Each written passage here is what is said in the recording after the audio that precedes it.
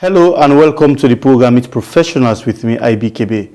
Well, Meet Professionals is a platform where I engage professionals on a high-level discussion.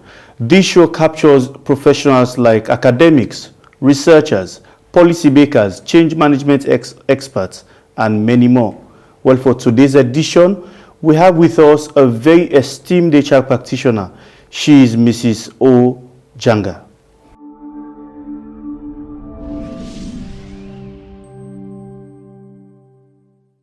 Okay, so welcome to the program, Madam Jangah. Thank you very much. Thanks for having me. Okay, let's start with you taking us through your professional background for where you started to where you are now as an HR practitioner. Okay. Thank you, Mr. KEBE. Basically, I want to first of all thank you for this wonderful platform. Yeah. This is an esteemed platform, and I know it will go to places. As an HR professional, I started with a company called Red Coat, Sierra Leone Limited. It's no longer existing. Well, it was a logistics company. Thanks to Mr. Sagegba, who was an entrepreneur, pushing things and getting things going. Actually, I would say I did not read human resourcing at college level, at tertiary level. No, I did not. I read economics. Wow. Yes. But at the end of the day, someone went on maternity leave, and I was asked to act in that position. As an HR? Yes. So initially, I was hired in that particular organization as a marketing officer. Okay. So for months, I've been working there, and I think some observation led me to that particular acting role. I acted for a while. I worked there for 5 years, and I think I took many other positions after an HR role.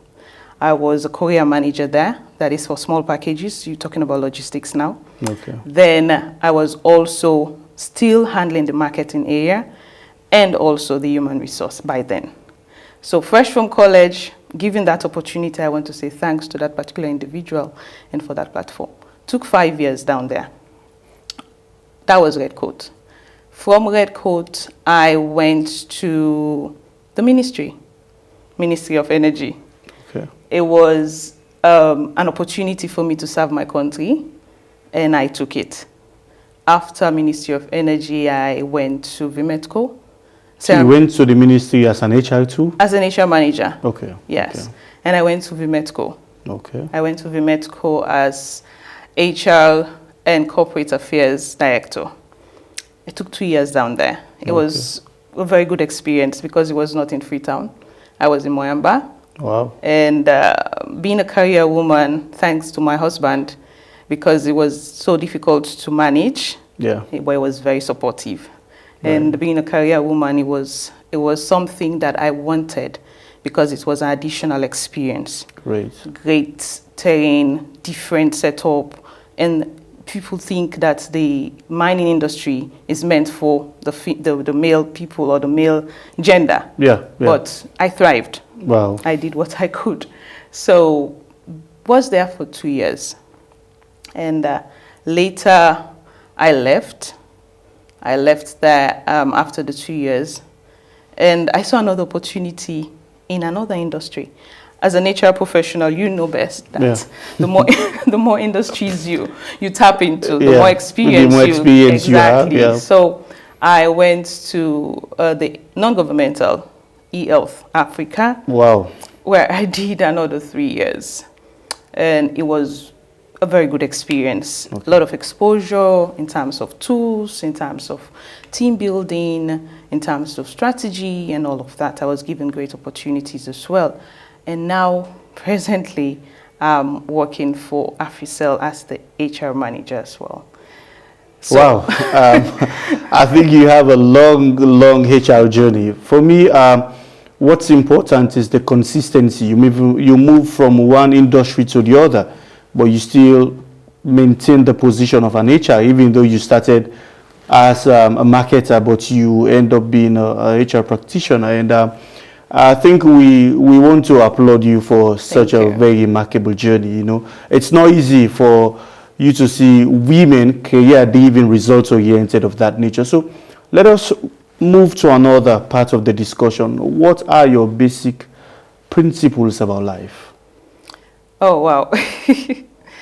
I actually have just one, and that's give results, not excuses. Wow.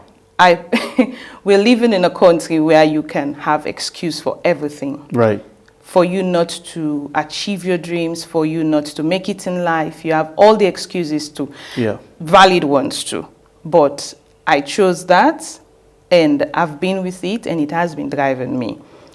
And as a person, I know I try to be disciplined. Integrity is key. Wow.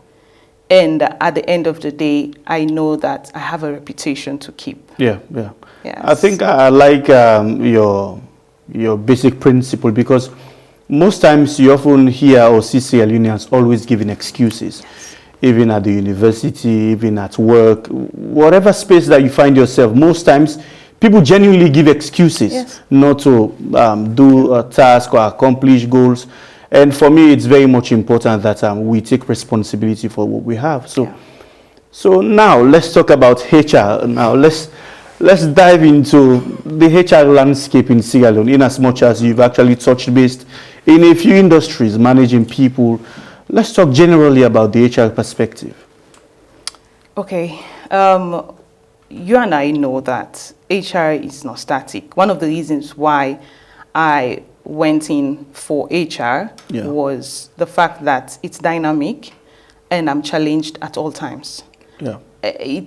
You're working, I've been working for 12 years in the same profession, but I'm not bored. Yeah. I find new things. So worldwide, HR is moving. You know, at some point in time we were at employee welfare. Yeah. And it went to personnel. Yeah. Personnel for a very long time, and then you have the human resource. Then now we're at strategic management, worldwide. But in terms of Sierra Leone, it's difficult to say that we tend not to be moving that fast, and there is bits and pieces of personnel management and a little bit of human resource that we see in workplaces. But the strategic, it's so difficult and it's heart-rending. Sometimes it pains you because so in some cases, it's not the fault of the HR professional there. But again, what does the organization want? Yeah. What are they looking for? What are they yearning to get at the end of the day? Do they want someone that will just come and hire and fire? Do they just want someone that will just be sitting there like some big mommy or daddy of the organization? Sometimes some heads look for that. And there are certain times, or most of the time, you cannot go more than what management wants. You need their buy-in. You need them to understand that this is what we want and they can drive it. But again, sometimes I blame the HR professionals in terms of the landscape that we exist in now. Why do I say that? I blame the HR professionals because complacency. Oh, this is the way they want it. This is the way it's going to be. You read. Some of these HR professionals are very, very educated. They, at that level, know what to do. They know, they have all the great certifications, and they know exactly what should happen. But because of the organization is driving in one aspect, they don't find a reason to push for certain things. And how do you push for these things? How do you make it happen? You leave your comfort zone. You take data. You handle things. You prove that it can be done. And to some extent, I think it can take us to another level. If, let me say, you have 100, it's way more than that, 100 HR professionals doing the same thing, driving that, it will send a message to leaders in this company, and that will drive change in the industry. But if everyone, this is the way they want it, this is how they want it, and we're limited, I can't do more than this, or I've suggested it many times that we need an HR plan so that it can key into the strategy, so that it can align with the objectives of the organization, but no one, I wrote it and it's sitting there. No. When you talk of that, there's something again that a lot of people find it challenging to manage people in a way that drive results. and that nowadays in some institutions, probably you would have actually noticed that HR practitioner sits at the middle, Yeah. right? They advocate for employees, and they're also representing management. So sometimes these are some of the pitfalls HR practitioners find themselves in. You want to represent employees, you also want to represent the employees. And most times, when you side the aspect of employers, employees tend to feel that you've not respected them, you're not representing them well. And when you are too much focused on the people as well, management will look you as if you're with them. So these, what's your take on that? Okay. First of all, I think the approach sometimes is wrong. Okay. Yes. And I've been in organizations that was reputable, a particular organization that was reputable long years back for strike actions. Okay. Yeah, and that particular organization, during my time there, during my tenure there, there was not a strike action recorded. And I believe communication means a lot. Very important. It's very important, and how we roll out some of these things. All of it is challenging. That's what the profession is about. Your negotiation skills, the things you think that are so hard to communicate, you know how to go about it. It's not just, oh, management said. You buy into it as the HR professional and know how to communicate it. Wow. You don't. It's tedious. I would not take it. I would not take it from anyone that it's not difficult. But that's our job. I want to reiterate, that's our job. Well. And it's not factions. You have employee. You have one organization. Yeah. You don't have employee and management. No sooner you as the HR professional start seeing it like that, you have a problem. Yeah. You have one organization and you are the unifying factor. You need management to understand where they should step in, and at the same time need the employee to understand what they need to do and what they need to understand and how they can accept it. And that's why I said communication. There are certain things I can say good morning to you and you're angry, and I will say the same good morning and you are still, you smile. Yeah. It's the same good morning, but yeah. it's the manner, it's the way that I said it. Okay, So communication is key, and it's tedious, it's a challenge, but communication is one, understanding of the law, and there are certain things you just can't, I cannot give more than the law or less than the law to an employee. Okay. And sometimes, also as a HR professional, sometimes we tend not to say things as they are. Yeah.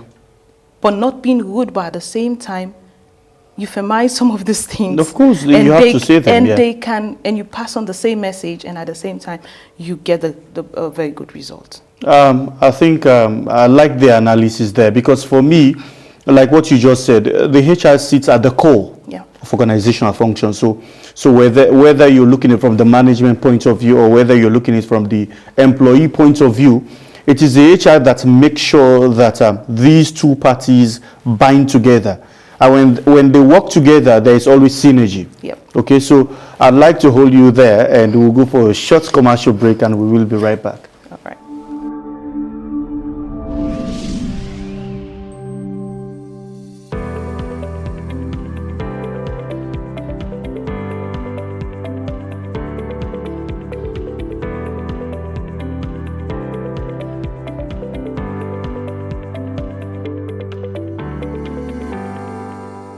Welcome again, Madam Patricia. Thank you. It's okay. So let's dive into what are some of the challenges we face as HR practitioners. What are some of the general perspective of HR practitioners in terms of the challenges? Because most times you often hear, make we go to HR, as you may say in our local language, and most times people, even if we have something of a finance issue, they want to HR. Mm-hmm. Something of a technological issue, they go to HR. Even operations issues. So what are some of our problems in the HR field? Basically, there are a lot. Very enormous.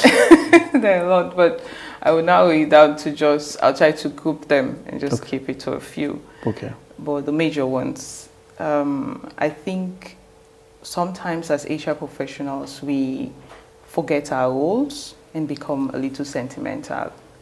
And Okay. yes, the emotional, you have to be emotionally intelligent. That's different from being emotional about your decision. Good. So I think that's disturbing so many things when it comes to equality and fairness. Okay. And in as much as, thanks to the labor laws, because that have been driving some sanity in the labor field, in the HR field, because without the labor laws, we cannot get good policies.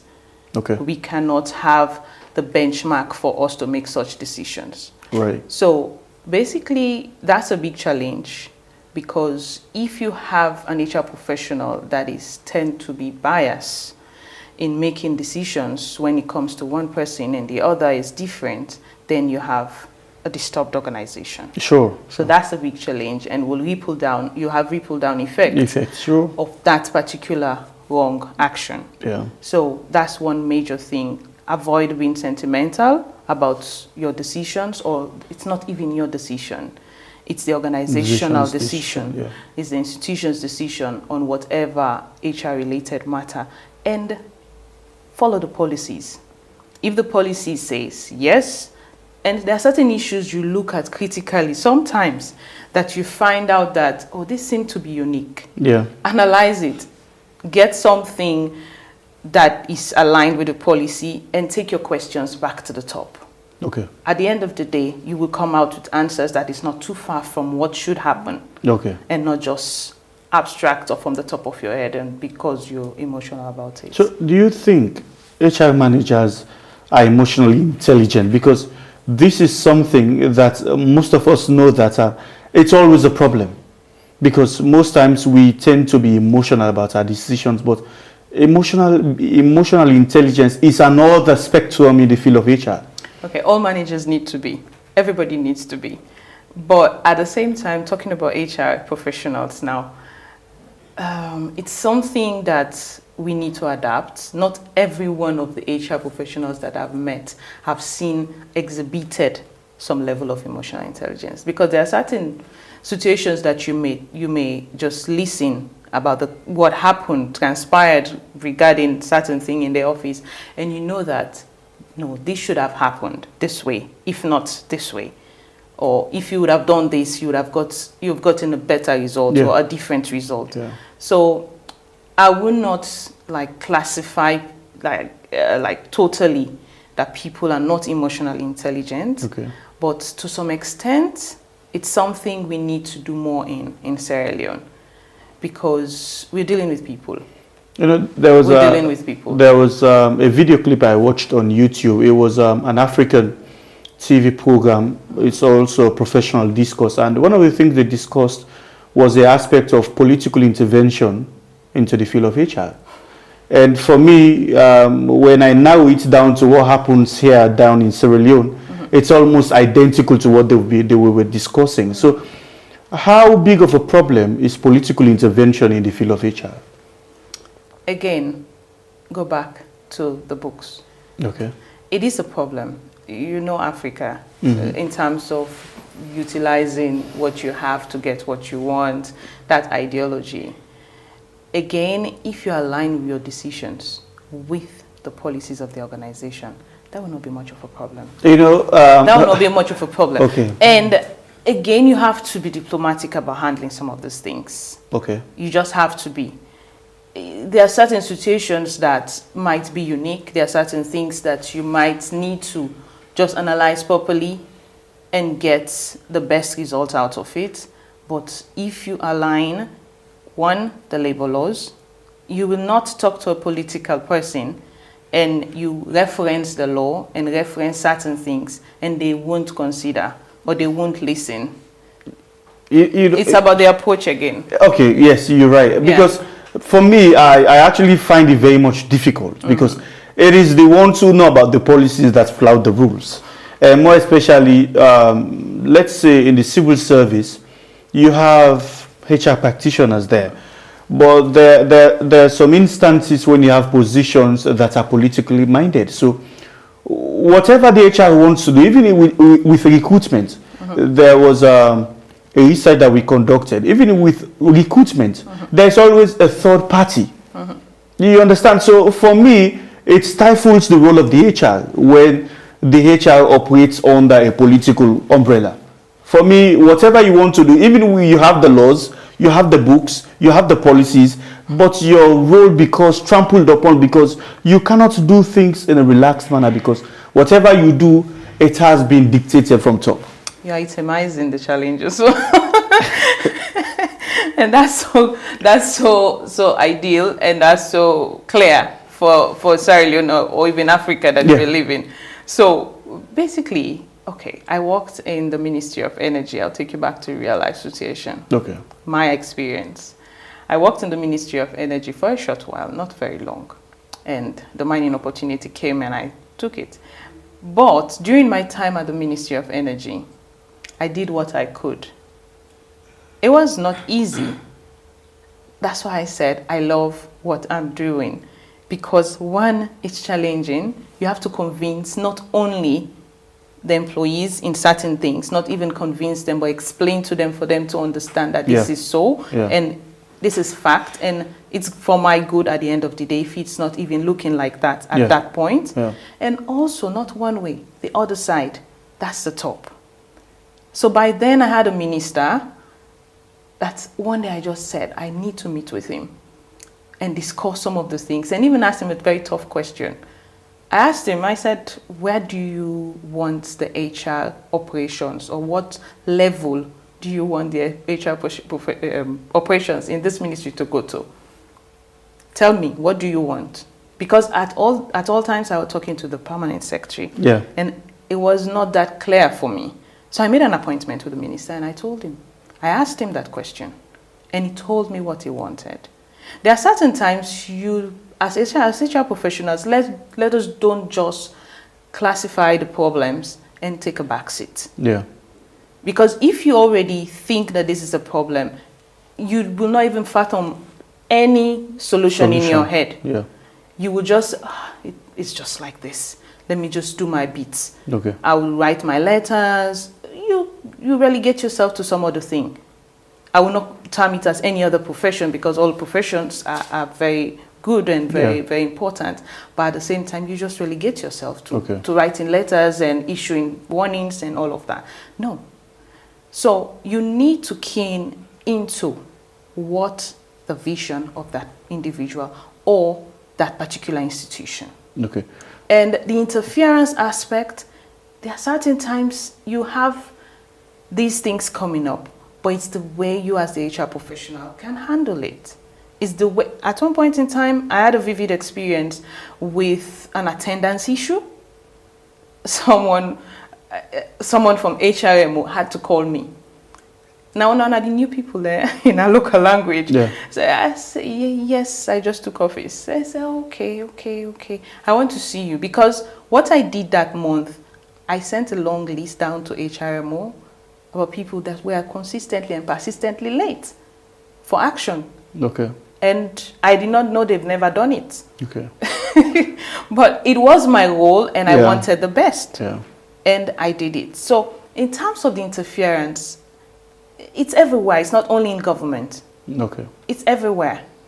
In certain organizations, you get that. It's about how you handle it. Okay. Now, this brings us to the question. Many a time when you have male sitting as HR, they tend to misuse the position when sometimes it comes to recruitment, and sometimes it even boils down to sexual harassment. And it happens. And these are things that we've been hearing, and sometimes because of how fragile sometimes our labor laws are, sometimes is it that people are sometimes afraid to raise up these issues of sexual harassment, or is it that when once I raise such issues, my job is no longer going to be secured because we're living in a country with a very high unemployment rate? So the moment I try to whistleblow these occurrences at work, my job becomes challenging. It's a thing of not trusting the system. if someone or an employee does not trust the system, you've seen in front of your eyes what has happened to one, you will not do such. Okay. And most organizations do not have policies On that. on that. Yeah. It's not clear. And even if it's there, it's not communicated.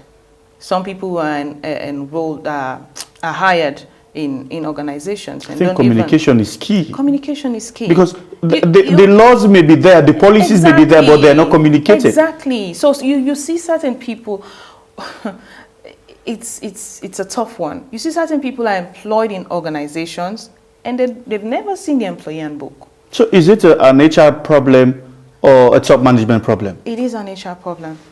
I'll tell you it's an HR problem. Okay. Because top management hired you so that you will shed Do the light. job. Exactly, shed light on those matters. Yeah. So if you don't make it a concern, if you don't make it a topic, top management are concerned with the bottom line profit. If it's a profit making, or their objectives, their pillars for them to grow, for them to be big. That's all they're concerned about. And sometimes there are not even job descriptions. We actually did a research. We actually conducted the training. For one of, it was an institution, I actually thought they had job descriptions, a very big company, you know, and we conducted the survey, and we found out that they never had a structured job description.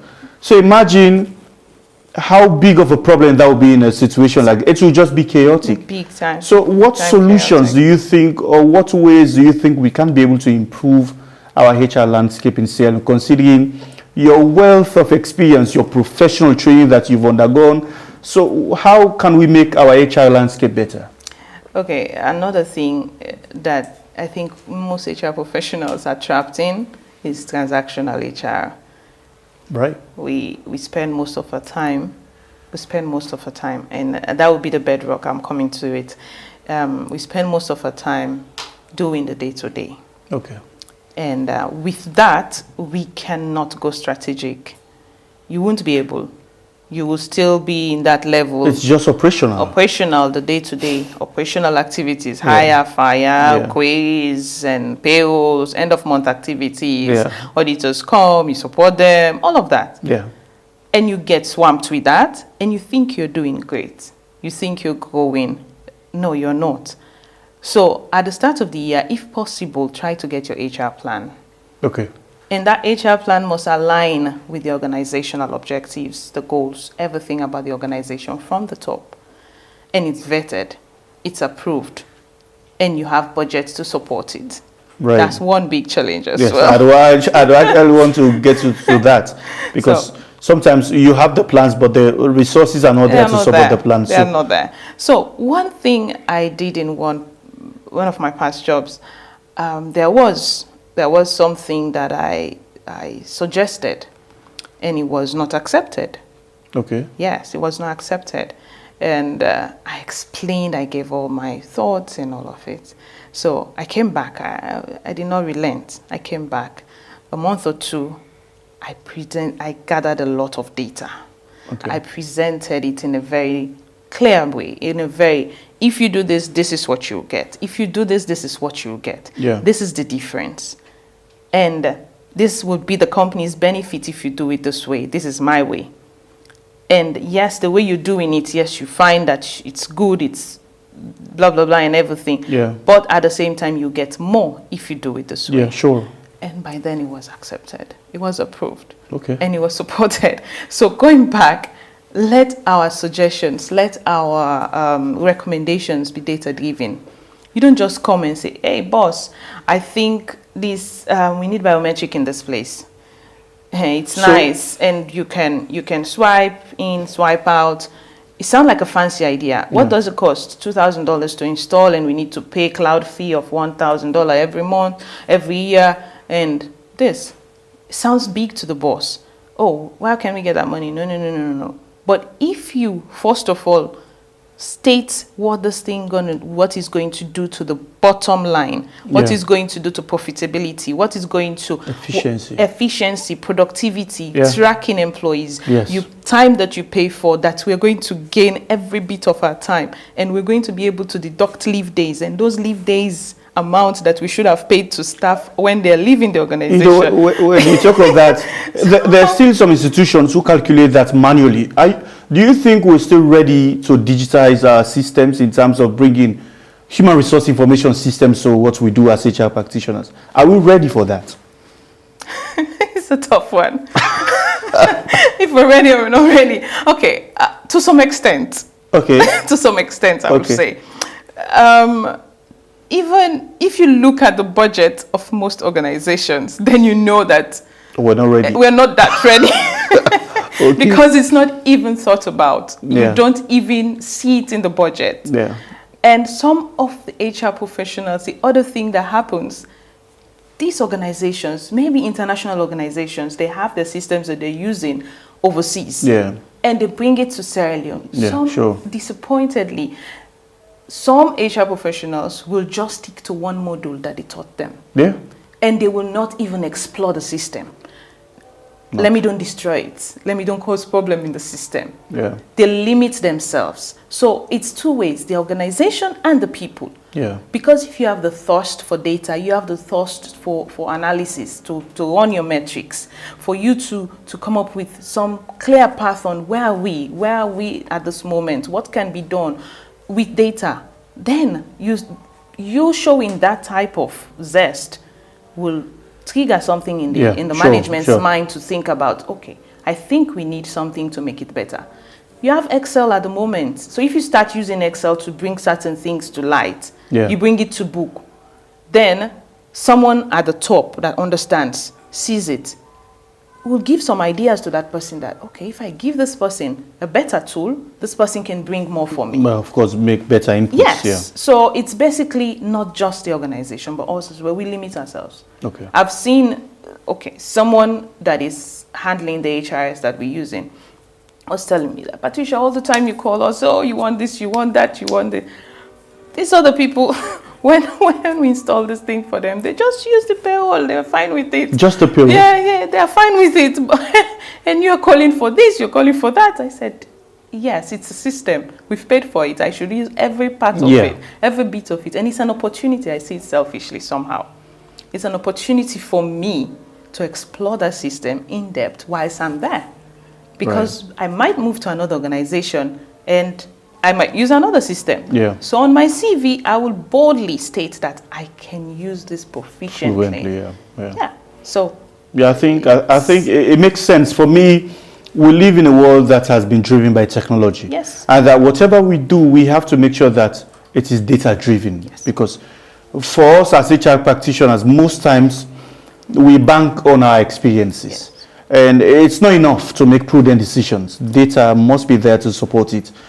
So in as much as we're coming to the end of the interview, what advice would you want to give young professionals who want to be in the field of HR? Because nowadays you hear a lot of people say, I want to be HR, I want to be HR. And it takes a lot to be that HR practitioner that drive results, that impact the organization, that leads, that supports, that facilitates change.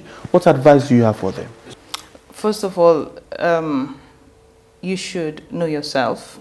Your personality counts. Okay. That's major. Your personality counts. I would say look at HR as a career and not just a stop.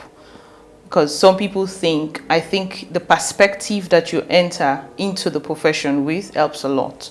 Okay. Because taking it as a career means a totally different thing than this is just a stop. And if something else comes up, I'm willing to move. Another, Right. So the only thing I normally tell young folks, the only thing that gives you value in your field is consistency. Be there no matter what. When I was moving from the ministry to the mining industry, I had an opportunity to become a project manager. Okay.